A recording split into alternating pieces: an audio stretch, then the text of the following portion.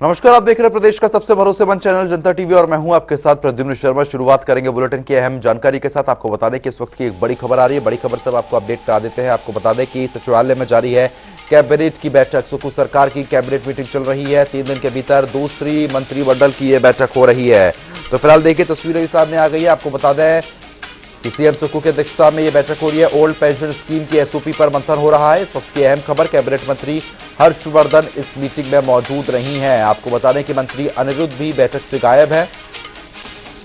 तो इस वक्त की अहम खबर, कई ऐसे मंत्री हैं जो कि इस बैठक में नहीं पहुंचे हैं। फिलहाल आपको बता दें कि सुक्खू सरकार की कैबिनेट मीटिंग लगातार जारी है। फिलहाल सचिवालय में कैबिनेट की बैठक हो रही है। आपको बता दें कि ओल्ड पेंशन स्कीम की एसओपी पर भी मंथन किया जा रहा है। साथ ही साथ शिक्षा, हेल्थ विभाग के खाली पदों पर भरने को लेकर भी चर्चा हो रही है। बीजेपी सरकार के खोले गए संस्थानों पर चर्चा की जा रही है। तो वहीं बजट सत्र को लेकर भी चर्चा संभव है। इस वक्त की अहम खबर आ रही है, एनटीटी भर्ती को लेकर निर्णय संभव। और इसी बीच शिमला से ब्यूरो चीफ विकास शर्मा हमारे साथ जुड़ गए। विकास, जिस तरीके से बैठक लगातार जारी है और ऐसे में जानकारी ये भी मिल पा रही है कि कई ऐसे मंत्री हैं जो इस बैठक में नहीं पहुंचे हैं, क्या कुछ पूरा घटनाक्रम रहा है?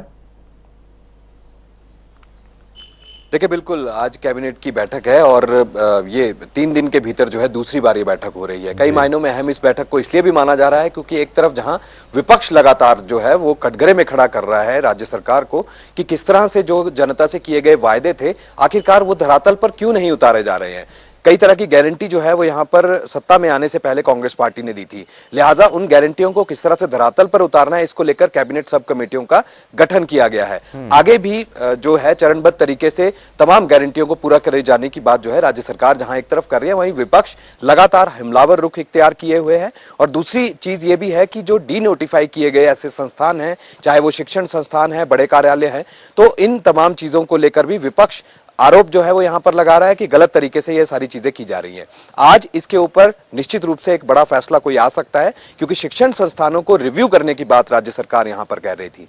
आज क्या रिव्यू करके उन संस्थानों को जो है वो चलाया जा सकता है, क्योंकि पिछले कल ही देर शाम ये खबर आ रही थी कि अब बहुत से स्कूल कॉलेजेस जो है वो पूरी तरह से बंद कर दिए गए। सिर्फ 3 कॉलेजेस जो है वो हिमाचल प्रदेश में पूर्व की सरकार द्वारा जो खोले गए थे उनमें से 3 कॉलेजेस ही अब पूरी तरह से चल पाएंगे। बाकियों में स्ट्रेंथ जो है वो कम थी, यानी छात्र और छात्राएं वहां पर पढ़ने नहीं आ रहे थे। ये एक बड़ी वजह यहां पर देखी गई और बताई गई राज्य सरकार की तरफ से। लेकिन क्या इसके अलावा और कई फैसले जो है वो आज लिए जा सकते हैं?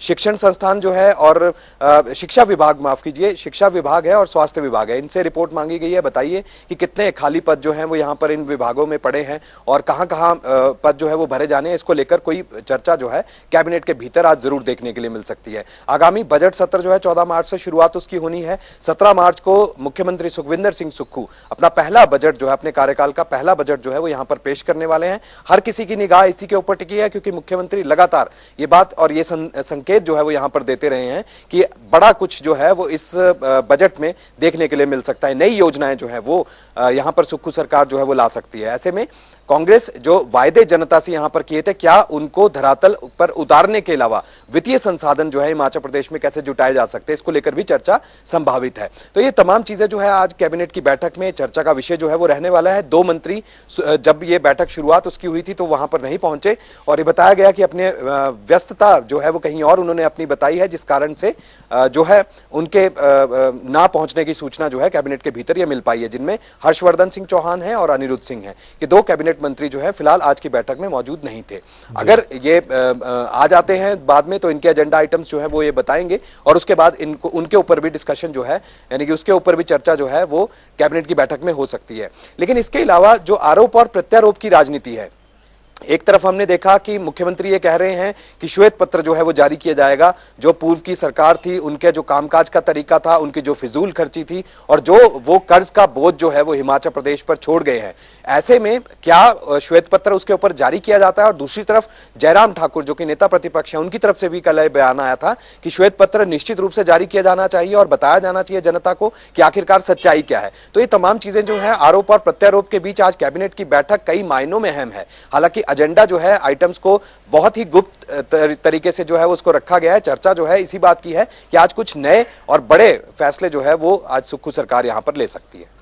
बिल्कुल विकास, क्योंकि देखिए जिस तरीके से 3 दिन के भीतर ये दूसरी बैठक हो रही है अपने आप में महत्वपूर्ण हो जाती है, लेकिन उसके बाद भी सवाल यहाँ पर उठना लाजमी हो जाता है कि आपने जिस तरीके से बताया कि मंत्रियों की व्यस्तता है वो इसलिए नहीं पहुंचे हैं, लेकिन उसके बावजूद भी विपक्ष के द्वारा भी लगातार खास तौर पर इसको लेकर सवाल किए जा रहे हैं। लेकिन आने वाले समय में बजट पेश होना है और ये बैठक जो हो रही है उस लिहाज से भी काफी महत्वपूर्ण हो जाती है। खास तौर पर अगर बजट को लेकर बात करते हैं तो विपक्ष बार बार ये कह रहा है कि कर्ज ले लिया उसके बाद बजट पेश किया जाएगा, कहीं ना कहीं कुछ खास इसमें रहता हुआ दिखाई नहीं देगा। देखिए, निश्चित रूप से बजट सत्र है और मौजूदा सरकार का पहला बजट सत्र जो है ये आ रहा है। मुख्यमंत्री लगातार संकेत यही दे रहे थे, जैसा मैंने पहले भी आपको बताया, कि इस बार बहुत अच्छा बजट जो है ये रहेगा, नई योजनाएं जो हैं वो लाई जाएंगी और पर लेकिन ये योजनाएं और ये तमाम चीजें तो रहेंगी, इस बीच जो वित्तीय संसाधन है, आर्थिक स्थिति जो है हिमाचल प्रदेश की मजबूत नहीं है। श्रीलंका जैसे हालात यहाँ पर बन सकते हैं, इस बात की कई जगह जो है वो चर्चा हो चुकी है। कई जो नेता हैं या फिर मंत्री हैं लगातार ये बात कह चुके हैं। आखिरकार श्रीलंका जैसे हालात हिमाचल प्रदेश में कैसे उत्पन्न हो सकते हैं, इसको लेकर विपक्ष लगातार ये निशाना जो है वो साधता रहा है। लेकिन इसी बीच अब क्योंकि बजट आना है, नई योजनाओं को लाना है और कौन कौन से बिल जो है वो यहां पर लाए जा सकते हैं या फिर जो कौन कौन से ऐसे विधेयक हैं जिनको संशोधन के लिए जो है वो सभा पटल पर रखा जा सकता है, विधानसभा के भीतर रखा जा सकता है, इस पर तमाम विस्तार से चर्चा होगी। और इसके साथ साथ एक कड़ी और अहम हो जाती है, वो ये कि जो जनता से किए वायदे थे कांग्रेस के, तो ऐसे में क्या उन वायदों को अब, क्योंकि वो सरकारी दस्तावेज है, ऐसे में उनको पूरा किया जाना है, लिहाजा चरणबद्ध तरीके से पूरा करने की बात तो सुक्खू सरकार यहां पर कर रही है। दो बड़ी योजनाओं को लेकर सबसे पहले तो देखिए ओपीएस जो है वो लागू कर दिया गया, लेकिन उसके लिए जो एसओपीज है वो अभी तक लागू नहीं की गई, वो नहीं बताई गई हैं। तो आज निश्चित रूप से चर्चा इस बाबत जरूर हो सकती है कि ओपीएस जो है वो उसके लिए क्या नियम जो है वो तय किए जा सकते हैं, किस तरह से स्टैंडर्ड ऑपरेटिंग जो चीजें हैं वो किस तरह से प्रोसीजर जो है वो क्या रहने वाला है। तो एसओपीज का आज कुछ ऐलान जो है वो यहां पर किया जा सकता है। इसके अलावा जो दो कैबिनेट की सब कमेटियां बनाई गई हैं, एक रोजगार को लेकर जो है कैबिनेट सब कमेटी है जिसमें 1 लाख युवाओं को रोजगार जो है वो हर साल दिया जाना है, तो ऐसे में उसके ऊपर आज अपनी रिपोर्ट जो है वो कैबिनेट सब कमेटी आज सबमिट करने वाली है। इसके अलावा 1500 रुपए जो महिलाओं को देने हैं उसके लिए भी कैबिनेट सब कमेटी का गठन किया गया था, आज वो भी अपनी रिपोर्ट यहां पर सबमिट करेगी कि किस तरह से हम यानी राज्य सरकार जो है वो किस तरह से हिमाचल प्रदेश में महिलाओं को और रोजगार जो युवाओं को देने हैं वो किस तरह से दिए जा सकते हैं। दोनों कैबिनेट सब कमेटियां ये अपना काम करेंगी। लेकिन इसके अलावा आगे की गारंटियों का क्या है, विपक्ष लगातार निशाना इस बाबत भी साध रहा है। तो आगे की जो गारंटियां हैं उनको चरणबद्ध तरीके से अगर सुक्खू सरकार लागू करती है तो क्या वित्तीय संसाधन के ऊपर जो फर्क नहीं पड़ेगा या वित्तीय संसाधन कहां से उसके लिए आएंगे, ये एक बड़ा सवाल है। निश्चित रूप से चर्चा जो है विस्तार से आज होगी।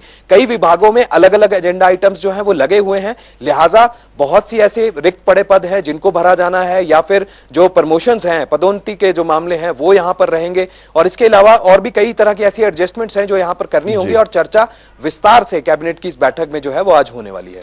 चलिए ठीक है विकास, बहुत बहुत शुक्रिया तमाम जानकारी हमारे साथ साझा करने के लिए। तो फिलहाल आपको बता दें कि जिस तरीके से हमारे ब्यूरो चीफ ने तमाम जानकारी दी है, जहां पर सुक्खू सरकार की कैबिनेट की जो मीटिंग है काफी महत्वपूर्ण है, हर एक लिहाज से ये काफी महत्वपूर्ण मीटिंग मानी जा रही है। खबरों में आगे बढ़ेंगे। आपको बता दें कि नेता प्रतिपक्ष जयराम ठाकुर ने संस्थानों को बंद ना करने को लेकर सीएम सुक्खू से बातचीत की है। हिमाचल में सुक्खू सरकार के कार्यकाल को लेकर एक बार फिर नेता प्रतिपक्ष जयराम ठाकुर ने निशाना साधा है। प्रदेश में 20 कॉलेजों को बंद करने को निराशाजनक उन्होंने बता दिया। उन्होंने कहा कि इसमें मेरी विधानसभा क्षेत्र का छतरी कॉलेज भी है। इस कॉलेज का भवन निर्माण हो चुका है, शिलान्यास भी किया जा चुका है और इसका बजट का भी प्रावधान था।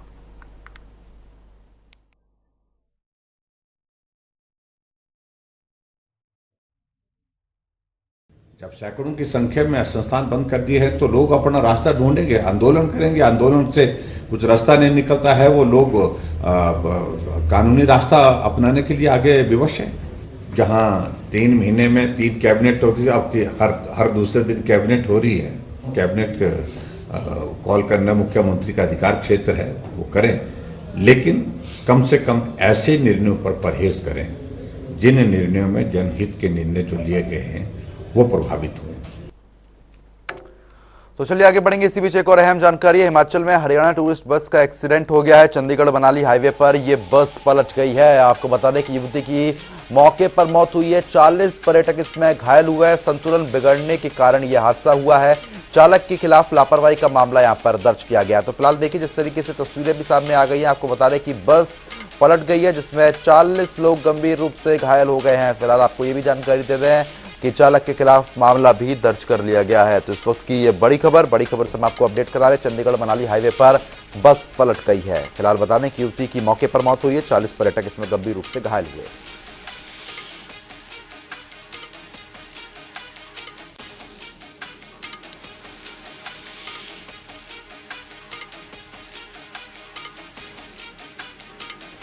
तो फिलहाल आपको बता दें कि चंडीगढ़ मनाली हाईवे पर बस पलट गई है। वहीं की आप तस्वीरें अपनी स्क्रीन पर देख पा रहे हैं। युवती की मौके पर मौत हुई है और इसमें 40 पर्यटक ऐसे हैं जो गंभीर रूप से जख्मी हो गए थे। सूचना मिलते ही पुलिस मौके पर पहुंच गई है। पुलिस ने सभी घायलों को अस्पताल में भर्ती करा दिया गया है। कुछ घायलों की स्थिति काफी गंभीर बनी हुई है। तो इस खबर पर ज्यादा अपडेट के साथ हमारे संवाददाता सुभाष हमारे साथ जुड़ गए हैं। सुभाष, जिस तरीके से ये बस पलट गई है, चालक की गलती बताई जा रही है, पूरा मामला क्या है? जी बिल्कुल, आज सुबह के समय एक पर्यटकों की जो बस है वो दिल्ली से मनाली की ओर जा रही थी। जैसे ही बिलासपुर के साथ एक कुनाला जब एक जगह है उसके ऊपर तीखा मोड़ होने के चलते बताया जा रहा है कि चालक तेज रफ्तार से बस को चला रहा था। जैसे ही तीखा मोड़ आया तो चालक ने बस के ऊपर से नियंत्रण खो दिया और बस नाले में जा पलटी है। इस बस में जो जितने भी पर्यटक थे सभी घायल बताए गए थे। लगभग 41 जो पर्यटक है वो इसमें घायल हुए हैं। उन सभी को उपचार के लिए क्षेत्र अस्पताल बिलासपुर लाया गया है, लेकिन इसमें एक 22 वर्षीय उसकी मौके पर मौत हो गई है। बिल्कुल, लेकिन सुभाष, जिस तरीके से जो लगभग 40 लोग घायल हुए हैं उनकी अभी स्थिति कैसी बनी हुई है? 41 जो लोग घायल हुए हैं उनमें से एक को पीजीआई रेफर किया गया है और 2 लड़कियों को एम्स जो बिलासपुर का एम्स है उसमें रेफर किया गया है और वहां पर उपचार चला हुआ है। चलिए ठीक है सुभाष, खबर पर नजर बना रखिएगा। आगे भी लगातार हम लोग आपसे अपडेट लेते रहेंगे। तो फिलहाल तेज रफ्तार के कहर के चलते एक और हादसा यहाँ पर देखने को मिला है।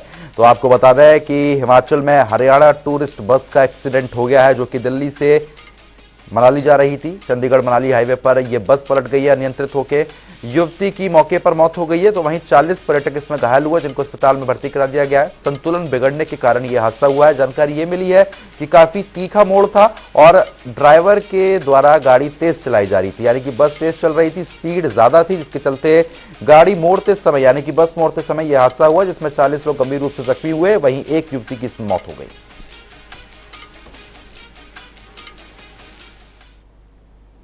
तो वहीं पूर्व शिक्षा मंत्री गोविंद ठाकुर ने 10 गारंटियों को लेकर कांग्रेस सरकार को घेरा है। दरअसल प्रदेश भर में 10 गारंटियों को लेकर होर्डिंग और दीवार लेखन का काम किया गया था, लेकिन अब कांग्रेस ने इन्हें हटवाने का काम शुरू कर दिया है और ये काम सबसे पहले कांग्रेस भवन से ही किया जा रहा था, जिस पर चुटकी लेते हुए गोविंद ठाकुर ने कहा कि सरकार अपनी गारंटी पूरी नहीं करने वाली है।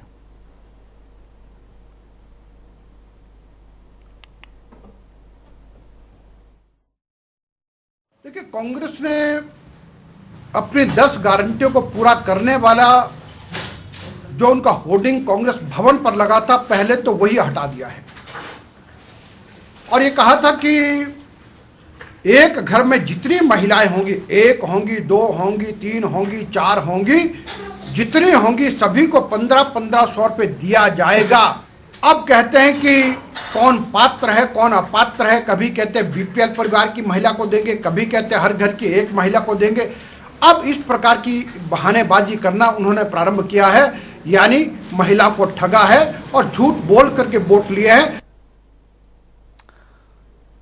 तो वहीं आपको बता दें कि हिमाचल प्रदेश स्कूल शिक्षा बोर्ड की ओर से मार्च महीने में आयोजित होने वाली 10वीं और 12वीं कक्षा की टर्म 2 की परीक्षाओं के लिए सभी तैयारियां पूरी कर ली गई है। स्कूल शिक्षा बोर्ड के सचिव डॉक्टर विशाल शर्मा ने कहा कि बोर्ड की परीक्षा 11 मार्च से शुरू होंगी जो कि 31 तक आयोजित होगी। कक्षा 12वीं की टर्म 2 परीक्षा है राज्य के विभिन्न परीक्षा केंद्रों पर 10 मार्च से शुरू हो जाएंगी। बता दें कि परीक्षाओं के लिए 2180 परीक्षा केंद्र बनाए गए हैं, जिसमें 10वीं के 90,000 से ज्यादा और 12वीं कक्षा के 1,03,000 से ज्यादा बच्चे बैठेंगे।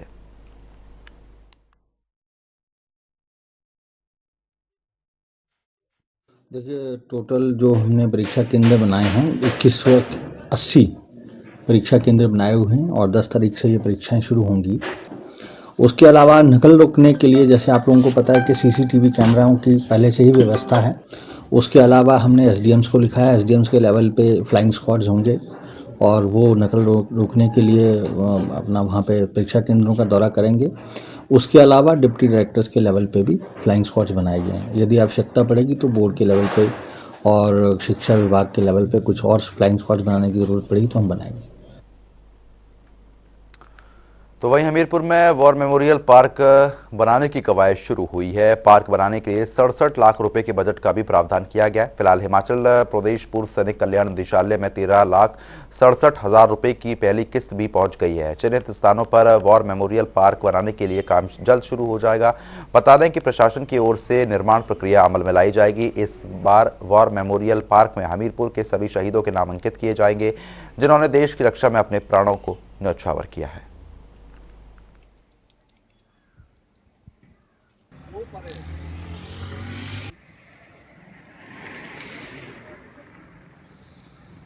प्रपोजल 26 जुलाई 2022 में पिछली सरकार ने अनाउंस किया था। यहाँ पे चीफ मिनिस्टर आए थे जब हमारा कारगिल दिवस मनाया जा रहा था, और इसका पूरा प्रोजेक्ट रिपोर्ट हमने सरकार को भेज दी थी। कोई तकरीबन 67-68 लाख का प्रोजेक्ट है। उसमें हमारे को 20% पैसा, कोई तकरीबन 13.5 लाख पैसा सरकार से आ गया है। तो ये पैसा हम पीडब्ल्यूडी को, जो एग्जीक्यूटिंग एजेंसी जो बनाएगी, उसको ट्रांसफर कर दिया जाएगा। वो अपना इसका कॉन्ट्रैक्ट करेंगे, टेंडर निकालेंगे और उसके बाद वो उस प्रोजेक्ट को एग्जीक्यूट करेंगे। देश के हर हिस्से में होली के त्यौहार बड़ा ही धूमधाम से मनाया जाता है। रंगों के इस पर्व को देश में अलग अलग तरीके से मनाया जाता है। खुशी और उमंग के लिए होली का पर्व हिमाचल के ऐतिहासिक और धार्मिक नगरी पावटा साहिब में होला मोहल्ला उत्सव के रूप में मनाया जाता है, जिसको लेकर तैयारियां जोरों से चल रही है। तो वहीं हमीरपुर में भी होली के रंग देखने को मिलने लगे हैं। इस बार मुख्यमंत्री सुखविंदर सिंह सुक्खू भी हमीरपुर आएंगे। आपको बता दें कि सुजानपुर में भव्य शोभा यात्रा और मुरली मनोहर मंदिर में पूजा अर्चना करेंगे।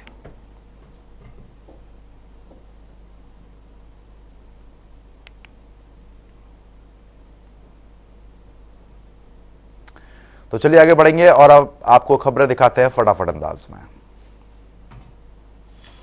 ज्वालामुखी के गीता भवन में 4 मार्च को लगेगा मुफ्त medical camp, SDM Manoj Thakur ने जानकारी दी।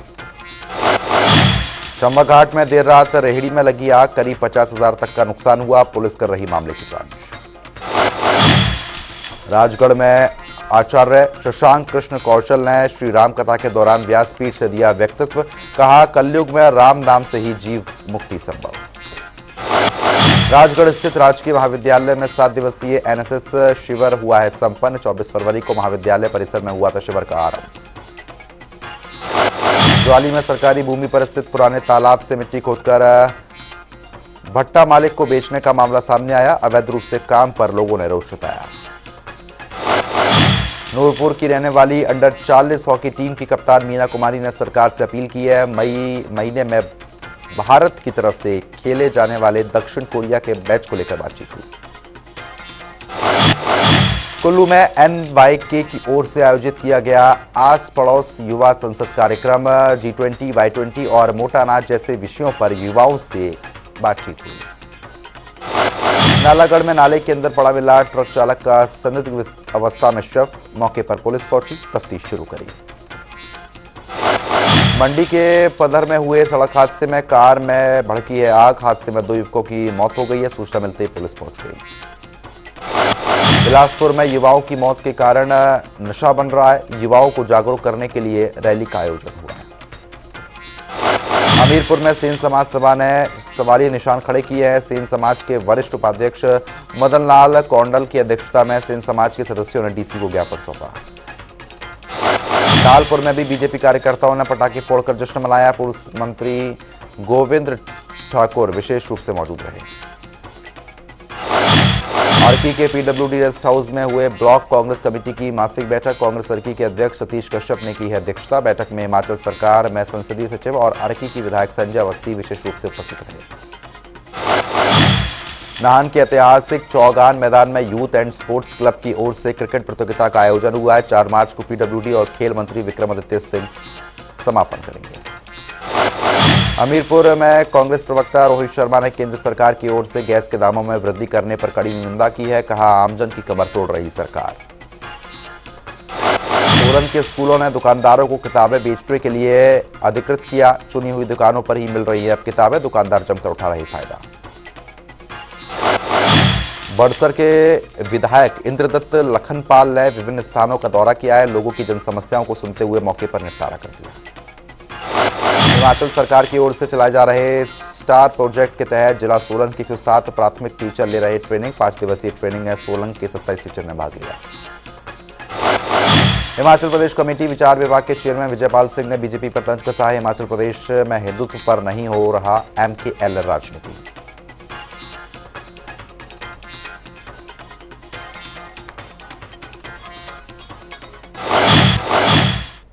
तो फिलहाल अभी के लिए सिर्फ इतना है, लेकिन खबरों का सिलसिला लगातार जारी है। बने रहिए हमारे साथ। नमस्कार।